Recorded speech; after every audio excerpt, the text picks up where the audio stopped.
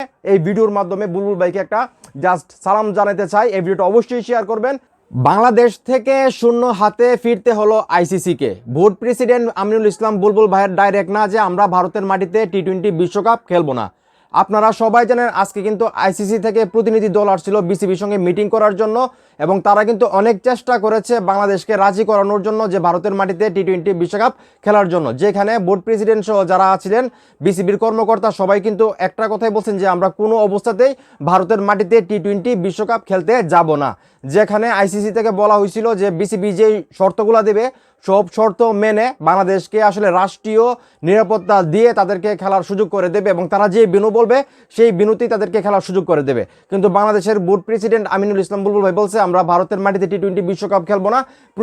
প্রয়োজনে শ্রীলঙ্কার মাটিতে কম সুযোগ সুবিধা নিয়ে হলেও আমরা শ্রীলঙ্কার মাটিতে টি-20 বিশ্বকাপ খেলবো। আজকে কিন্তু এক কথায় হতাশ হয়ে আইসিসির যে প্রতিনিধি দল আসছিল তারা কিন্তু হতাশ হয়ে বাংলাদেশ থেকে গেছে। কারণ তারা অনেক বাংলাদেশকে অনেক বুঝাইছে, অনেক কিছু হয়েছে, কিন্তু বাংলাদেশের যে বোর্ড প্রেসিডেন্ট আছে আমিনুল ইসলাম বুলবুল ভাই উনি কিন্তু মাথা নোয়াই নাই। ভাইরে ভাই এবার কিন্তু চমক দেখালো বোর্ড প্রেসিডেন্ট বা বোর্ডে যারা কর্মরত যারা কর্মকর্তা আছে সবাই ভারতের কাছে হোক আইসিসির কাছে হোক তারা কিন্তু মাথা নত করে নাই।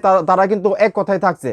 প্রথম যেভাবে বলছে যে আমরা ভারতের মাটিতে গিয়ে টি-20 বিশ্বকাপ খেলবো না, আজকে পর্যন্ত কিন্তু তারা সেই কথায় অনড় রয়েছে, এবং তারা কিন্তু আইসিসির অনেক চাপ দিছে, অনেক কিছু বলছে, অনেক কিছু বুঝেছে। তারপরেও কিন্তু বোর্ডের একটাই কথা যে না, আমরা ভারতের মাটিতে টি-20 বিশ্বকাপ খেলবো না, খেলবো না। আমাদেরকে যদি বিশ্বকাপ খেলাতে চান তাহলে অবশ্যই শ্রীলঙ্কা হোক বা পৃথিবীর যে কোনো মাঠে হোক সেখানে আমরা খেলতে রাজি আছি। ভাইরে ভাই আমি আপনাদের মাধ্যমে এই ভিডিওর মাধ্যমে বুলবুল ভাইকে একটা জাস্ট সালাম জানাতে চাই। এই ভিডিওটা অবশ্যই শেয়ার করবেন, কারণ বুলবুল ভাই এবং বোর্ডের যে কর্মকর্তা যারা আছে তারা আমার সহ বাংলাদেশের 18 কোটি মানুষের মন জয় করছে তাদের সিদ্ধান্তে, আমি যেটা মনে করি। কারণ ভারতের বিপক্ষে এই প্রথম এত কঠিন পদক্ষেপ নিচ্ছে বাংলাদেশের বিসিবি, সেটা আসলে কল্পনার বাইরে আমি যেটা মনে করি। এবার এইভাবেই চলুক আসলে বাংলাদেশের বিসিবি, পুরো বাংলাদেশ এভাবেই চলুক, আমি যেটা চাই। এখন এই মুহূর্তে যারা আছেন এই ভিডিওটা শেয়ার করবেন, শুধু বাংলাদেশের না ভারত সহ ওই পার বাংলার যে বাংলা ভাষা যারা বুঝে সবাই যাতে ভিডিওটা দেখে এবং তারা বুঝতে পারে যে বাংলাদেশ এখন আর কারো কাছে মাথা নত করবেন না।